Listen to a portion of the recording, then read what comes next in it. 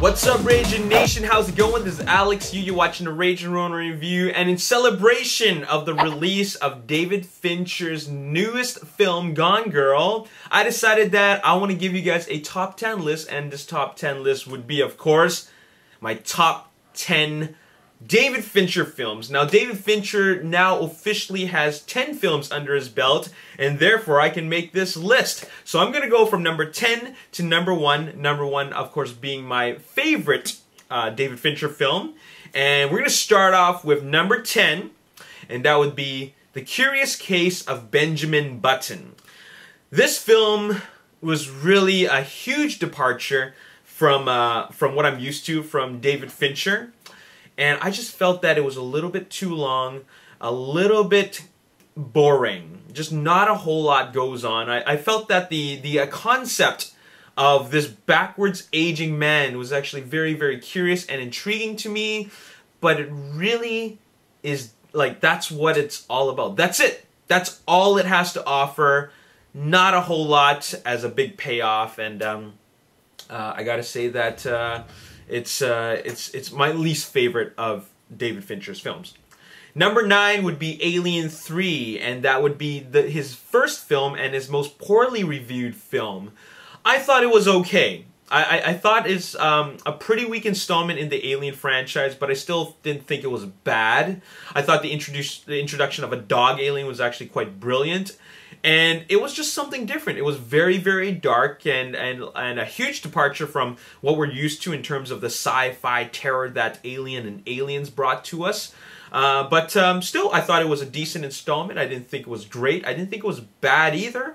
But it definitely falls in the weaker films in the Alien franchise, which is really not a whole lot. Alien Resurrection and Alien 3 were the only 2 weak films, right?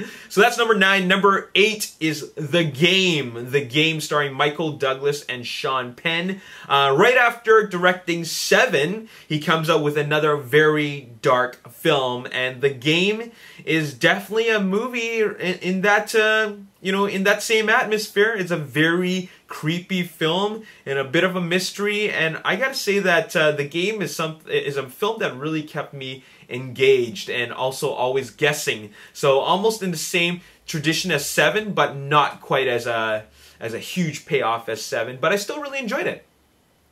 Number 7 would be Fight Club, and now I know Fight Club is a bit of a, I think some people would consider Fight Club a bit of a classic because of just such a strange and almost artistic film it is, because it really is a commentary on the social system, and Brad Pitt and Edward Norton do such an amazing job in this film. It's actually pretty funny and very, very amusing, very entertaining, but it really has a strong message in it. But it's not like, it's very different. It's a very dark film, quite violent, but not like what you would be used to if you've seen a lot of David Fincher's films, all right? But still, with that being said, he's still the perfect director for Fight Club. Number 6 is The Girl with the Dragon Tattoo. Now, this was a very interesting film to me, based off the Swedish film, which is based off the book. So this would be the American version, or the American retelling of that same story. And this is a very, very dark film. It's got all the most evil things that you can think of is all in this movie. Well, maybe not all the most evil things, but like there's some really evil and sinister things going on in this film. And I thought it was very interesting, but I felt that after being made into an American adaptation, I felt that the Swedish film could have been, is probably better, and also the book probably tells you a lot more. Now, this was a very long film, and even with it being a long film, I felt that there's still more to it, right? So, The Girl with the Dragon Tattoo is number 6, and honestly speaking, I felt that as an adaptation, I think that it's a little bit overrated, okay? Number 5 is Zodiac. Man, this is a creepy mystery thriller.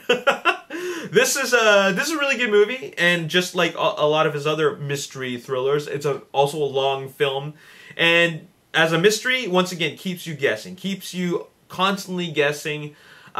There's some great performances here, and David Fincher just keeps you so on edge in this film because of just all the discoveries and all the events that unfold. And I also really love the cinematography in this film. I think they did a really great job in creating that atmosphere. So very cool. Number 4 is Panic Room. Now, some people might think that Panic Room might be one of David Fincher's weaker films, even though it is a really good film. But I liked it because it is really not.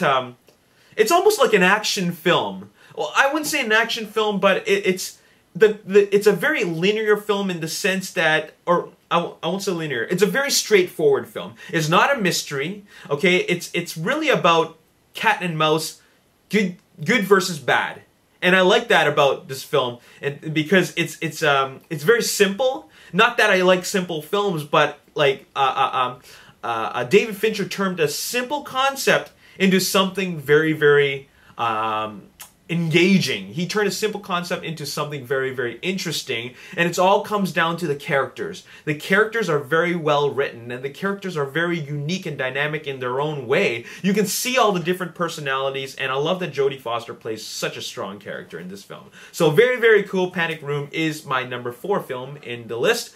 Number 3 is Seven, the classic Seven, the movie that is just so filled with like mystery, and it comes with a very satisfying payoff. Now, this is a film where it really solidified David Fincher as a very dark storyteller with a knack for telling twisted stories.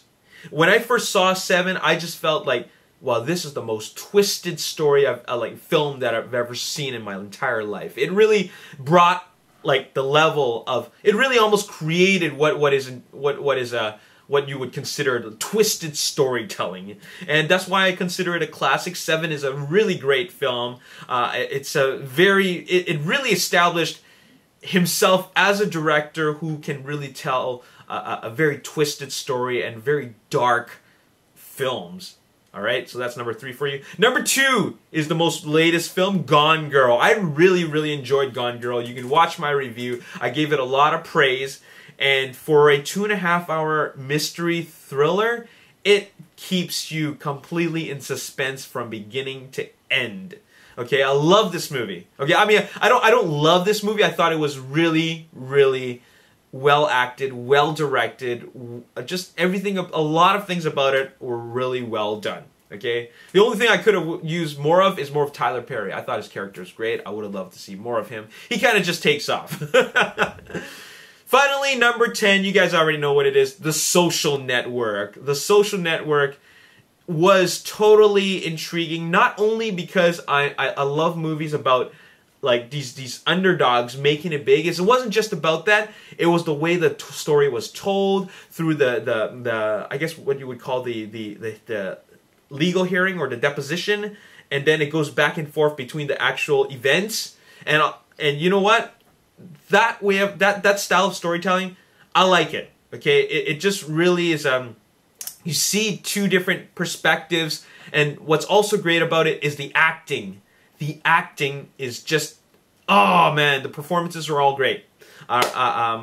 Jesse Eisenberg nailed Mark Zuckerberg. Okay, not that I've ever met Mark Zuckerberg. Not that I know what Mark Zuckerberg knows. Acts like. It's his acting was totally on point, and he just drove the movie. He just drove it completely from beginning to end. I mean, he was just consistent all the way through, and that's my number 1 film from David Fincher, The Social Network. And I said the word consistent, and that is what David Fincher is. He's a consistent storyteller. Okay, maybe aside from Alien 3, but you can tell that he's really solidifying himself as a dark storyteller, because all his films are all very dark. Okay, maybe not Curious Case of Benjamin Button but for a fantasy, like kind of like a fairy tale type of movie, it is kind of dark. And I'm not just talking about visually, I'm just talking about the whole feeling that you get. It's a very kind of like an eerie feeling. So David Fincher is one of my all-time favorite directors, and I'm very happy to present to you my list of favorite David Fincher films from bottom to top.